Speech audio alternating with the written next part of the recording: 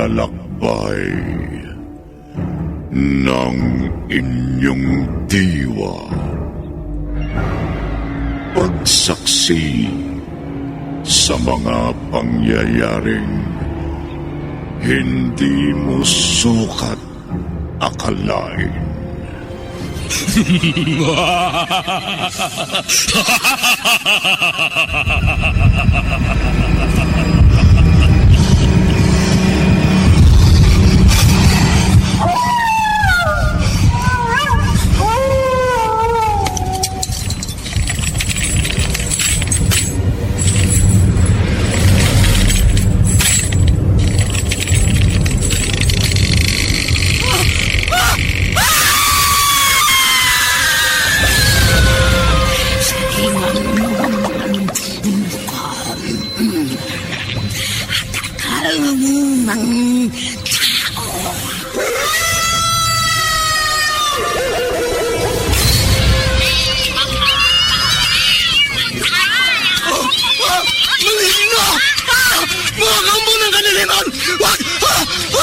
Huwag kayong lalapit sa akin!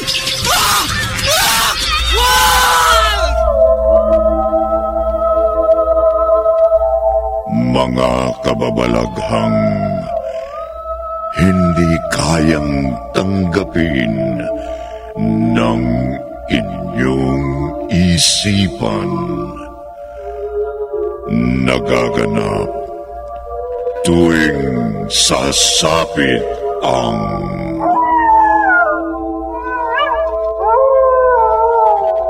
gabi ng lagi.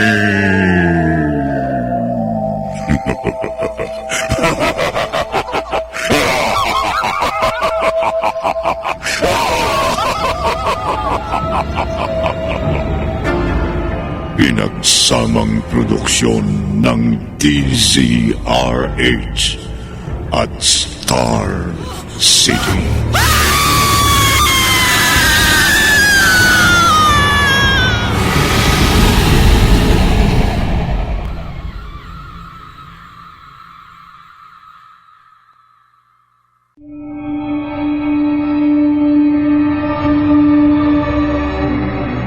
Magandang gabi, kaibigan. Kagabi, isang binata si Alice. Ang pagsapit sa kanyang 22 taong gulang ay tinubuan ng mga sungay. Kaya sinisi ang papa niya ng kanyang mama. Kasunod yun, nagpakita kay Aris ang isang demonyo. Narito ang ikalawang bahagi ng kahindik-hindik na kwentong tampok sa linggong ito na pinamagatang Santo Demonyo. Sa isa na naman, gabi ng lagi.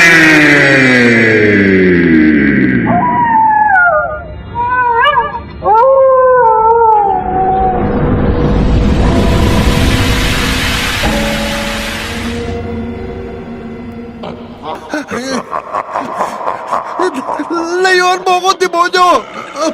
Huwag kang matakot sa akin, Aris. Hindi mo ako dapat katakutan. Lumayo ka sa akin! Ma! Alice, Ma! bakit sumigaw ka, anak? Mama, may lumitaw na demonyo dito sa aking kwarto. Demonyo? Babae, Diablo! alam mo ang dahilan kung bakit ako naparito. Kampaw ng dilim! Lumayo ka sa anak ko! Naparito ako dahil sumapit na si Aris sa kanyang 22 taong gulang. Layuan mo siya! Huwag mong ilapit sa akin ang hawak mong kwintas, babae. Hindi ko lang ilalapit sa iyo ang kwintas kung may krusipiho na talagang inihanda ko sa pagkakataong ito. Nasisilaw ako sa krusipyo. Ididikit ko to sa katawan mo, Nasisilaw Diablo! ako. Ayan! Napapaso ako. Napapaso ako.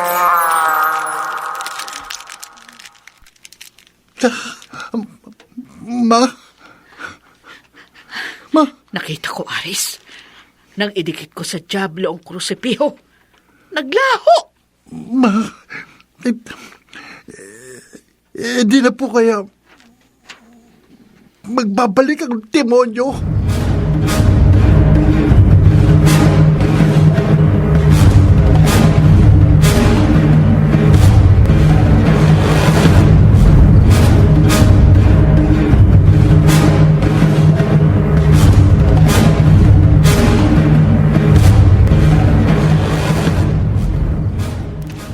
Hi, Risa.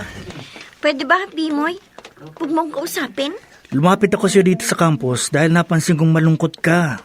Gusto ko mapag-isa. Baka may problema ka. Baka matulungan kita. Wala ka may tutulong sa akin. Bakit wala? Sa lahat ng oras, handa akong tumulong sa'yo. Kahit ano pang problema mo. Alam mo bang matagal na akong may gusto sa'yo? Sinabi ko na sa'yo noon pa mauna kang nagtapat sa akin. Iba na ang ligawan mo. Bakit? Dahil hindi ako ang type mo? Kaibigan ka lang para sa akin. Si Aris ang kursunada mo? Magkaibigan din lang kami ni Aris. Pero halata akong type mo siya. Dahil kung anong ilap mo sa akin, siya namang amo mo kay Aris. Nasiguradong siya ang dahilan kaya malungkot ka. Dahil hindi siya pumasok. Di ba? Malamang talaga hindi pumasok si Aris. Dahil binuli mo siya kahapon eh.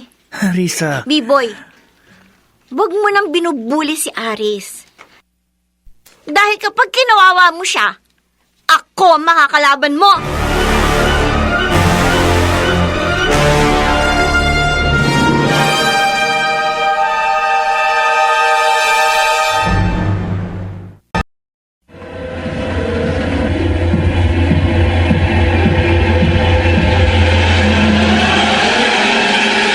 Balikan natin ang kasaysayang tampok sa linggong ito sa isa na namang gabi ng lagim.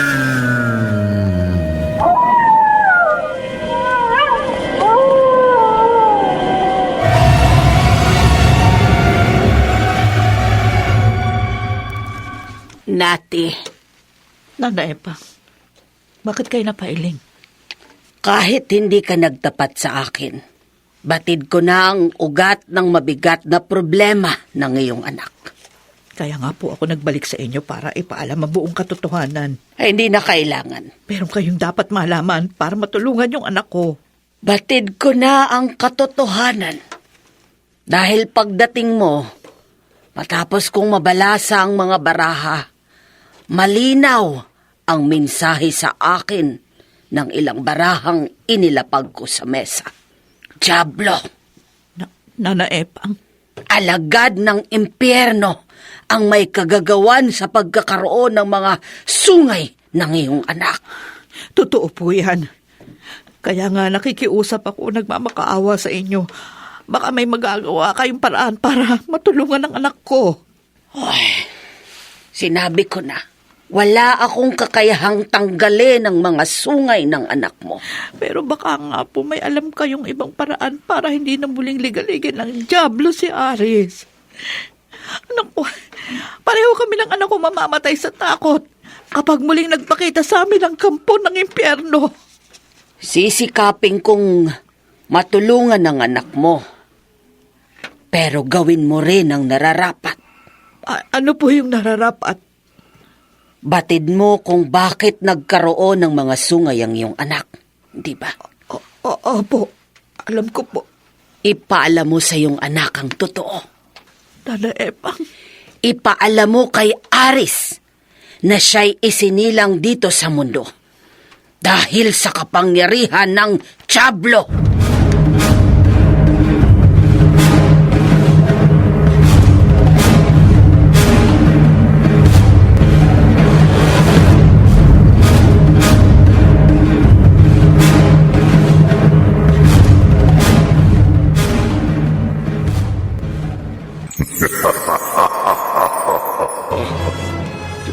Diablo?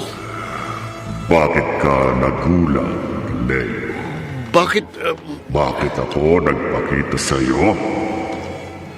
Kahit anong oras at kahit saan, maaari akong magpakita kahit kanino. At alam mo ang dahilan kaya nagpakita ako sa iyo ngayong nag-iisa ka sa iyong opisina. may kailangan akong tapusin kaya nag-overtime ako sa aking trabaho. Ipinapaalala ko lang sa iyo, Leo. May kasunduan tayo. Hindi ko nakakalimutan yon. Tumupad ako sa ating kasunduan dahil sa aking taglay na kapangyarihan. May buhay na pumintig sa sinapupunan ng iyong asawa. Nagkaroon kayo ng anak, kaya dapat ka ring tumupad sa ating kasunduan. Wala naman akong tutol sa napagkasunduan natin. Ang ating kasunduan sa pagtungtong ng anak mo sa kanyang 22 taong gulang. Dapat siyang magsabog ng lagim. Paano mangyayari yun? Lumaking mabuting taong anak namin ang asawa ko. Dahil pumayag kang maging relihiyosya sa kagagawa ng iyong asawa. Naging abala ko sa aking trabaho. Kaya nakalimutan ko, napabayaan kong naging kasunduan natin. Sa paglaki ng anak ko, hindi ko siya naturuang magpakasama. Gaya ng nais mo. Ang kasunduan ay kasunduan. Dapat matupad. Mangyari na ang mangyayari. Demonyo? Sa ayaw at sa gusto ng anak mo, Leo, magsasabog siya ng lagim.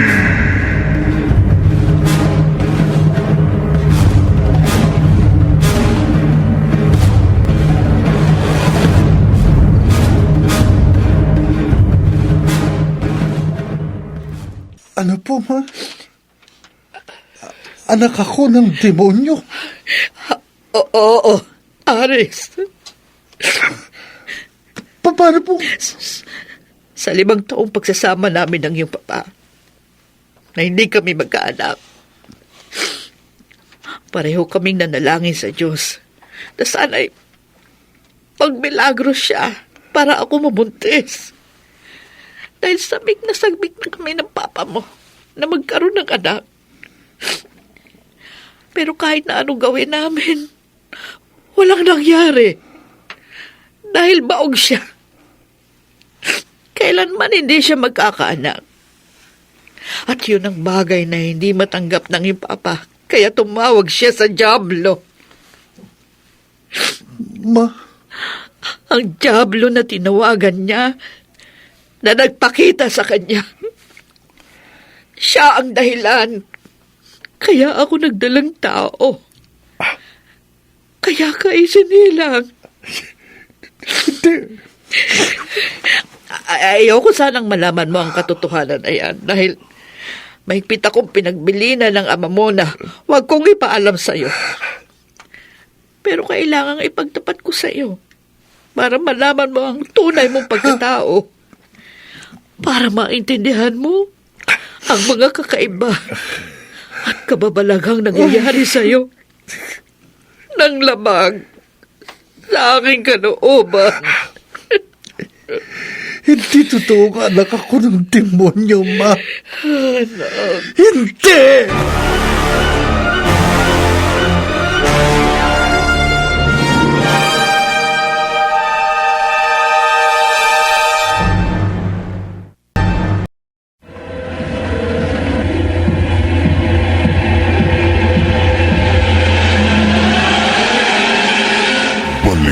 natin ang kasaysayang tampok sa linggong ito sa isa na namang gabi ng lagim.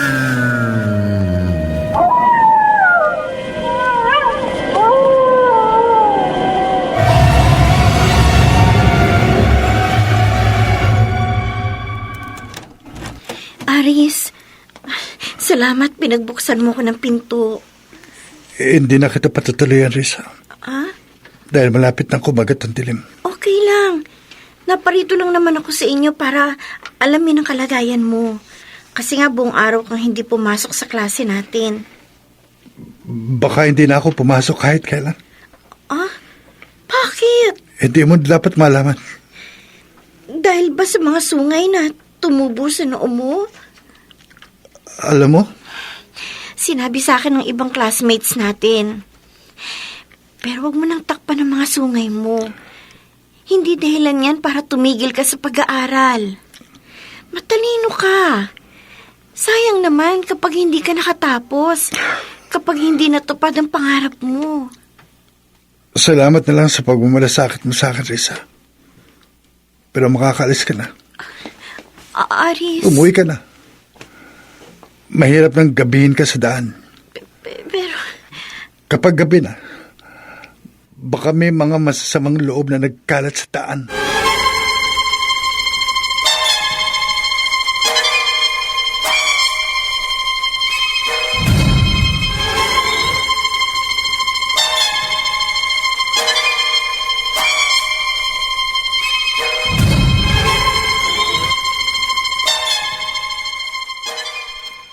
Risa, halika.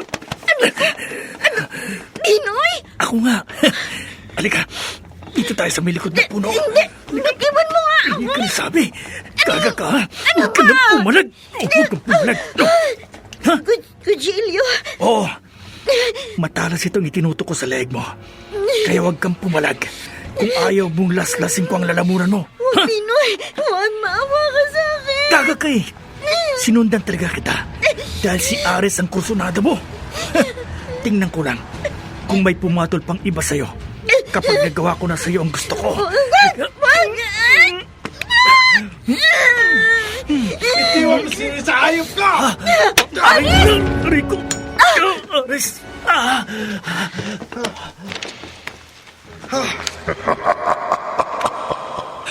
Ganyan na.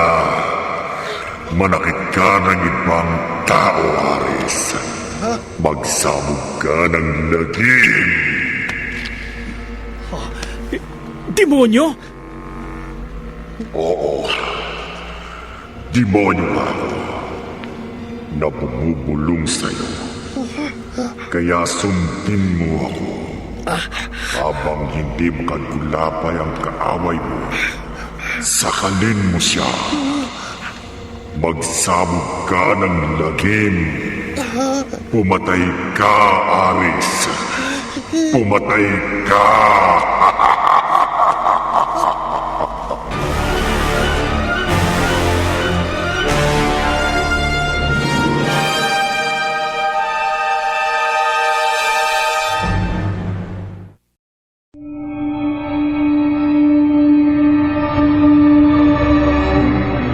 Sundin kaya ni Aris ang ibinubulong sa kanya ng demonyo na pumatay siya.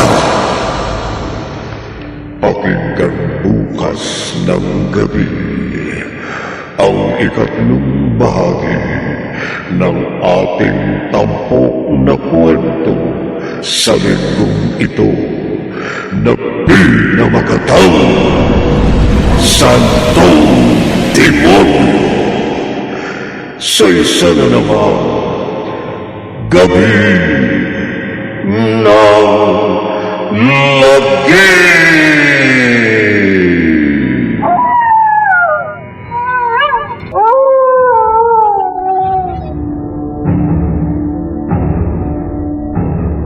Mga nagsiganap Bobby Cruz, Chiquit del Carmen Amor, Maynard Landicho Jr., Rosana Villegas, Phil Cruz, at Jeneline de la Cruz. Naglaban ng tunog, Terpiong, sa musika ni Buboy Salonga. Supervisyong teknikal ni na Eric Lucero at Bong Buyan. Isinulat ni Odi Aquino at sa direksyon Leonel Benjamin. Gabi ng Lagi!